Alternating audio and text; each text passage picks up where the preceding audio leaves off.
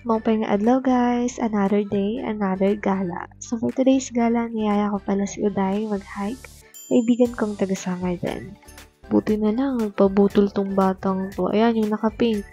Bigla ang lakad lang kasi to. Naisipan ko lang mag-DIY hike. Commute ba? Ganun. Adventure.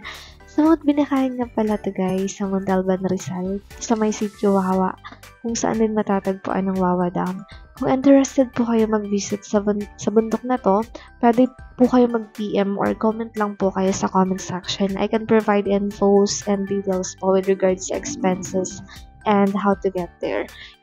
Hindi ko na pa ikukwento dito. Baka abutin tayo hanggang next year. Cherries! So, ayun na nga. Balik tayo sa pag-akit namin, guys. Sa mga oras na to, pagod na talaga kami dyan, guys. Hindi lang halata kasi tawa kami ng tawa. Ganun talaga siguro. Pag pareho kaming sure ng kaibigan ko. Good vibes lang. Ganun. Yung tour guide nga pala namin dito, guys. Nagkataon na waray din. Kababayan namin. Kaya nakakasali din namin sa tawanan ni Uday. Sa tagal kong walang hike, hingal-hingal talaga ako paakit. Grabe.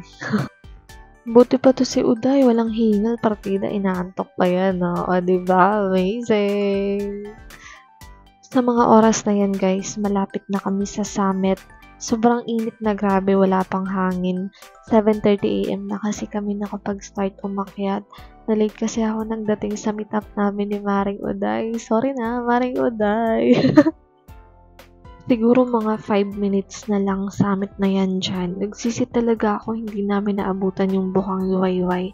Baka nga may safe clouds pa nun kung mas napaaga kami. Pero syempre, marami pang next time. And super worth it talaga yung hike na to. Super ganda ng bundok na to, grabe. Babalik-balikan talaga namin to. Actually, pang ilang balik ko na to. Siguro mga 4 na beses na.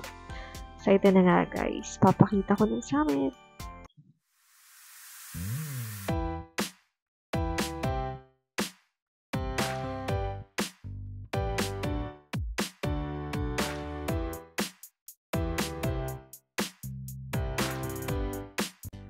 Oh, diba guys? Amazing! Shoutout nga pala kay Kuya Lester sa aming tour guide na hindi kami iniwan hanggang dulo. Diba? Sana lahat.